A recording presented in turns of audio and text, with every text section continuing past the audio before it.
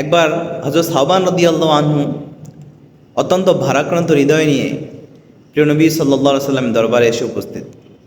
আল্লাহ রসুল তার মন খারাপ দেখে জিজ্ঞেস করলেন, সাওবান, তোমার মন খারাপ কেন? তখন সাহাবী সাওবান রাদিয়াল্লাহু আনহু বলেন, ইয়া রাসূলুল্লাহ, আমি যখন দুঃখী থাকি তখন আপনার দরবারে ছুটে আসি, আমার দুঃখ নিবারণ হয়ে যায়।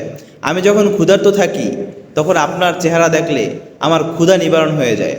কিন্তু ইয়া রাসূলুল্লাহ, যখন পরকালের কথা স্মরণ করলাম তখন আমার খুব ভয় হলো যে আপনি তো জান্নাতে নবীগণের সাথে অত্যন্ত উচ্চতম মাকামে থাকবেন, আর আমি যদি জান্নাতে যাইও অত্যন্ত নিচু স্থানে থাকব, তো আপনাকে আমি কিভাবে দেখতে পারবো?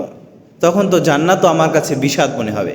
আল্লাহ তাআলা সাওবানকে সান্ত্বনা দিলেন, যারা নবীদের অনুসরণ করে তারা তাদের সাথেই জান্নাতে অবস্থান